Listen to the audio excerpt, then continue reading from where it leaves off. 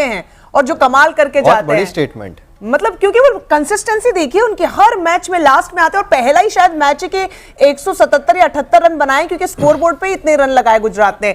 नहीं तो राजस्थान रॉयल्स के ऑन एन एवरेज आप देखेंगे तो 200 तो मार ही रही है और उसमें एक बहुत बड़ा योगदान जो है वो हेटमायर का है। और मैं तो यही कहूंगी कि वो तो न्यू आईपीएल के महेंद्र सिंह धोनी है, मतलब he is the new MST of the cricket world. देखिए बिल्कुल, और जिस तरीके की आज पारी उन्होंने खेली, एक तरफ मुकाबला लग रहा था कि शायद ये मुकाबला गुजरात जीत जाएगी, लेकिन हेटमायर की वजह से शायद आज मतलब 26 बॉल 56 रन, बिल्कुल क्या मुकाबला रहा। मतलब आपने शुरुआत में एकदम लड़खड़ा कर आप गिरे और फिर गिरकर क्या उठे। मतलब शुरुआती 2 सलामी बल्लेबाज आपके चले गए पवेलियन, जॉस बटलर एक बहुत बड़ी उम्मीद, यशस्वी जायसवाल जो लगातार अच्छा परफॉर्मेंस दे रहे हैं, सलामी बल्लेबाज चले जाते हैं, 4 रन पर 2 विकेट आपके गिर जाते हैं।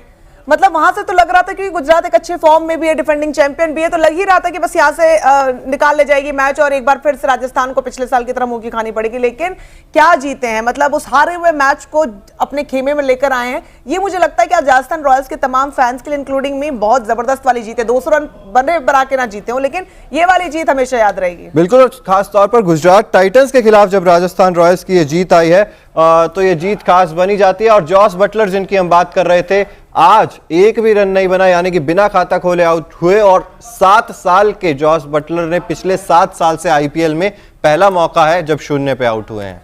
ये वाकई में बहुत डिसहार्टनिंग है। जॉस बटलर एक ऐसा नाम, मतलब सारी उम्मीदें उन पे, संजू सैमसन, जॉस बटलर और यशस्वी जायसवाल की जो तिगड़ी की जोड़ी देखने को मिल रही है आईपीएल में। हालांकि एक वक्त कोई ना चले, दूसरे वक्त कोई ना चले, लेकिन 2 तो चलने चाहिए 3 में से, जिसमें से आज सिर्फ संजू सैमसन चले जब शुरुआती बल्लेबाजों की हम बात करते हैं। और देखिए लास्ट में जब टीम लड़खड़ाती है तो उतना गम नहीं होता है, मतलब लगता है कि ठीक है आप संभाल लेंगे, आपको एक उम्मीद बनी रहती है। लेकिन शुरुआत में जब आपके 2 सलामी बल्लेबाज चले जाते हैं, मुझे लगता है कि पीछे के जो सारे बल्लेबाज है टीम, एक बहुत ज्यादा मॉरल उनका डाउन हो जाता है।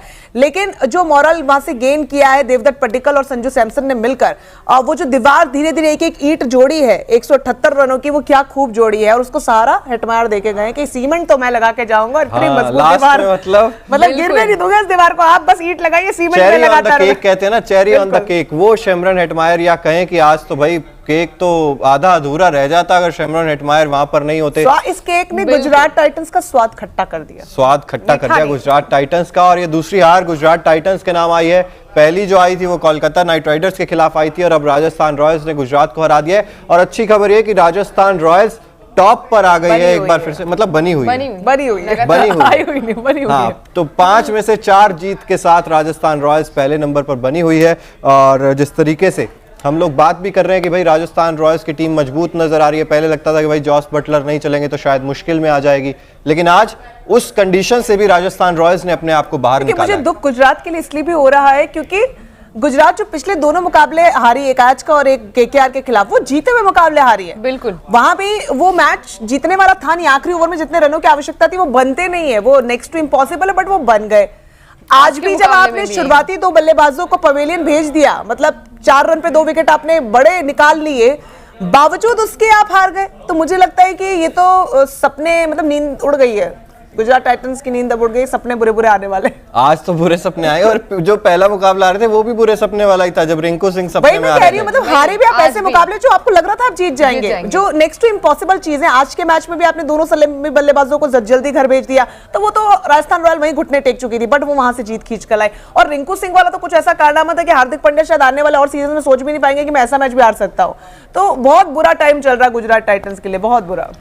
बिल्कुल, और बात कर रहे हैं हम लगातार इसी चीज की। और गुजरात टाइटंस की बात करें तो पहले बल्लेबाजी आ गई थी, ये चीज भी हम देखते हैं गुजरात टाइटंस के साथ कि जब चेस करते हैं तो ज्यादा मुकाबले जीतते हैं, लेकिन जब डिफेंड करने की बारी आती है तो फिर जितना भी बड़ा लक्ष्य आप दे दे, गुजरात टाइटंस डिफेंड कर ही नहीं पा रही है। तो क्या ये एक पैटर्न बन चुका है गुजरात टाइटंस के लिए अंकिता, कि भाई पहले बल्लेबाजी कर ली तो फिर गुजरात टाइटंस फंस गई? हाँ, फंस गई। और मुझे लगता है कि लास्ट ओवर में थोड़ा डेथ ओवर्स भी उस तरीके से हैंडल नहीं कर पाते, प्रेशर थोड़ा सा होता है। बट आज का मैच भी वही था, रन्स काफ़ी ज़्यादा थे, लेकिन जिस तरीके के से आज सारे बॉलर्स जो पिटे हैं ना, वो ये एक बड़ी बात होती है कि आप जीता हुआ भी मैच हार जाते हैं। तो थोड़ा सा मुझे लग रहा है कि वहाँ पे प्रेशर ज़्यादा होता है और इसकी वजह से आज आज भी हारी गुजरात टाइटंस। देखिए डेविड मिलर और शुभमन गिल सिर्फ 2 ही खिलाड़ी आपके चले हैं, बहुत मुश्किल हो जाएगा आपके लिए अगर आप सिर्फ कभी एक ही खिलाड़ी चल रहा बिल्कुल, है। और मुझे शुभमन गिल हालांकि कांस्टेंट रहे हैं, लेकिन हार्दिक पांड्या को यहाँ से जागना होगा। मुझे लग रहा है कि वो जो अनएक्सपेक्टेड हार जो इनकी झोली में जा रही है उसका बहुत बड़ा लूपहोल सिर्फ या फिर एकमात्र लूपहोल कहें तो हार्दिक पांड्या का इंडिविजुअल परफॉर्मेंस है। जहां हार्दिक पांड्या चल गए गुजरात टाइटन से मैच कोई नहीं लेकर जा सकता है, बहुत मुश्किल है, because he is an allrounder और कप्तान के तौर पे भी एग्जैक्टली कप्तान के तौर पर भी बेहतरीन डिसीजंस उनके हैं। लेकिन हार्दिक पांड्या का इस पूरे सीजन में शुरुआत से न चलना, आज भी दहाई का आंकड़ा वो पार कर पाए तो वो कोई बहुत अच्छी परफॉर्मेंस है नहीं। तो गुजरात टाइटंस के लिए एक ही वजह है हार की, वो है हार्दिक पांड्या। हार्दिक पांड्या आपको भी लगता है, देखिए बल्ले से रन नहीं निकल रहे, हम बात तो कर रहे हैं लेकिन बल्ले से रन आज थोड़े बहुत, अच्छी स्ट्राइक रेट भी थी, 147 की स्ट्राइक रेट से रन बना रहे थे लेकिन आउट हो गए। फिलहाल देखिए साई सुदर्शन 19 गेंदे 20 रन 105 कुछ का स्ट्राइक रेट। हार्दिक पांड्या की बात करें तो जैसा कि हम लोग चर्चा कर ही रहे हैं 28 रन आज इन्होंने बनाए 147 के स्ट्राइक रेट से। आज स्टार्ट मिल गया था लेकिन उसके बावजूद वो बड़े स्कोर में तब्दील नहीं कर पा रहे हैं अपनी पारी को।